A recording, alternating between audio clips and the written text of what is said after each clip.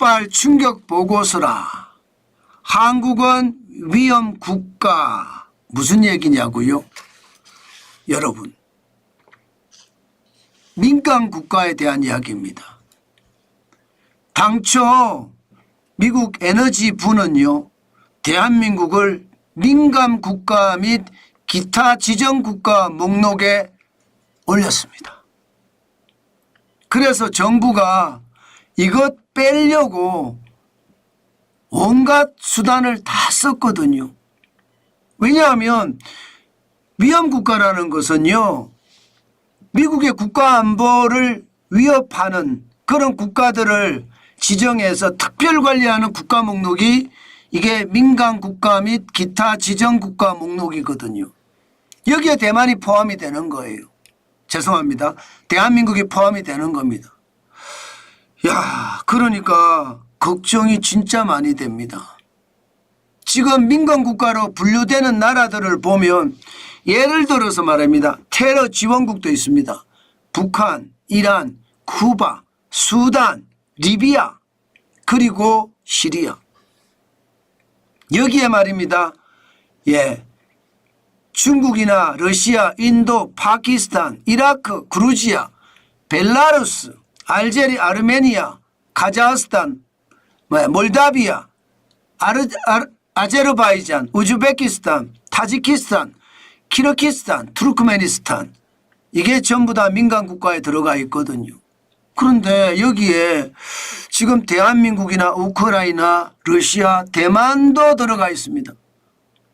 대만은 중국과의 상황이 그만큼 치열하니까 민간 국가에 들어가 있는 건 어쩌면 당연할 수도 있겠습니다. 그런데 대한민국이 여기에 민간 국가를 들어간다는 건 사실 충격적입니다. 게다가 정부에서 말입니다. 대한민국이 왜 민간 국가로 들어가는지 아예 모릅니다.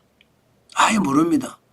뭐 어떨 때는요, 윤석열 대통령이 핵폭탄을 우리도 보유해야 된다, 이런 뉘앙스의 발언을 해서 그렇다, 이런 말도 있었고요.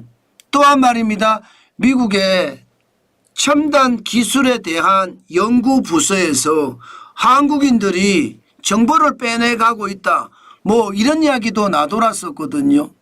그런데 미국 정부는 단 한마디도 한 적이 없습니다. 도대체 뭐가 지금 대한민국을 민간 국가로 지정했는지 아무도 모릅니다. 시장에서도요, 왜 대한민국이 민간 국가로 지정이 됐지? 뭐 그런 이야기까지 나올 정도입니다. 심지어 이재명 더불어민주당 대표가 사회주의 정책을 많이 쓰잖아요. 게다가 진보 내에서도 좌파까지 생각할 정도로 그렇게 분류가 되잖아요. 그러니까 앞으로 한일 관계나 한미 관계가 굉장히 이게 벌어질 거라고 생각을 하는 것은 아닌가. 그래서 민간 국가에 지정된 것은 아닌가. 이런 얘기도 나들고 있을 정도입니다. 도대체 뭐가 정답인지 아무도 모릅니다. 참 답답하죠. 진짜 답답합니다. 아니, 총 지정 국가가 25개인데 대한민국도 그 25개 국가 안에 들어가는데 왜 지정이 되는지 아무도 모른다고 하니까 이게 진짜 충격적이 되는 거죠. 이렇게 민간 국가로 지정이 되잖아요. 그러면 온갖 제재를 많이 받습니다. 기본적으로 미국으로 예를 들어 기술 유학을 간다, 뭐 공대에 있으면서 AI 공부를 하러 간다, 이런 사람들은 이제 미국에서 미국 장학금을 받아가면서 공부하는 사람은 굉장히 적게 줄어들 겁니다. 어디 그뿐입니까? 공부하는 사람만 그런 게 아니에요. 기술을 같이 합작해서 뭘 개발하잖아요. 이것도 힘들어져요. 민간 국가 출신 연구자는요, 에너지부 관련 시설이나 연구기관에 근무하거나 또한 관련 연구에 참여할 때 굉장히 엄격한 인정 절차를 거쳐야 됩니다. 한국 연구자가 마찬가지예요. 미국의 국립연구기관이나 대학에서 원자력이나 인공지능, 양자 등 첨단 기술 관련 연구에 참여하기가 굉장히 어려워질 가능성이 높습니다. 그만큼 말입니다. 심각하다는 이야기고요. 또한 말입니다. 미국 에너지부 소속 연구자들이 한국 연구자를 만난다든가 아니면 대한민국을 방문한다든가 했을 때는요. 별도의 보안 절차까지 거쳐야 됩니다. 그만큼 대한민국에 대해서 지금 미국이 못 믿고 있다는 이야기가 되는 건가요? 그래서 지금 정부에서도 이것 해결하려고 굉장히 노력을 했습니다. 그런데 여전히 이유조차 모릅니다. 뭐 때문에 우리가 민간 국가로 지정됐는지 그조차도 전혀 모릅니다. 결국 말입니다. 민간 국가는 지정된 국가들을 봤을 때 이게 대한민국이 위험 국가다 이렇게 평가했을 것으로 이제는 생각할 뿐입니다. 그만큼 여러분, 그만큼 제가 봐서는 심각합니다. 이제 오늘이 지나면 대한민국도 미국 에너지부 입장에서 민간 국가가 되는 겁니다.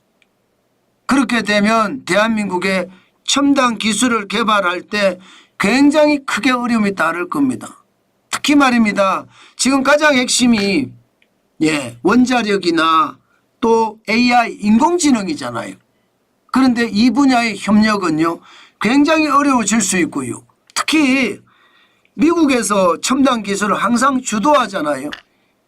그러면 우리가 뭐 유학생을 보내든 연구자를 보내든 미국에 가서 첨단 기술을 익히고 배운 다음에 미국에서 일하다가 한국에 돌아와서 일하면서 한국의 경제 발전에 기여하는 사람들이 굉장히 많거든요. 그런데 이거 앞으로 쉬워지지 않, 굉장히 어려워질 거라는 거예요. 그만큼 말입니다. 우리나라 사람에 대해서 한국 연구자에 대해서 이제 뭐 미국 돈을 들여서 공부를 시켜주는 것도 쉽지 않고요.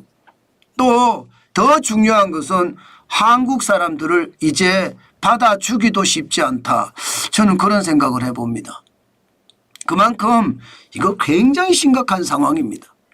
그 어느 때보다 대한민국이 미국의 뭐 에너지부이긴 하지만 민간 국가로 선정이 됐다는 것은 그만큼 미국이 한국을 버릴 수 있는 카드이기도 하다. 뭐 그런 아주 막장 생각도 해봅니다. 그러지 않을 거라고 저는 생각하지 않습니다. 여러분도 에치선 라인이라고 알잖아요. 에치선 라인에서 대한민국이 빠지는 바람에 6.25 전쟁이 일어난 거 아니에요. 김일성이라는 놈이 남한을 밀고 내려왔잖아요. 그 바람에 얼마나 많은 사람이 죽었습니까? 미국이 대한민국을 신뢰하지 못한다.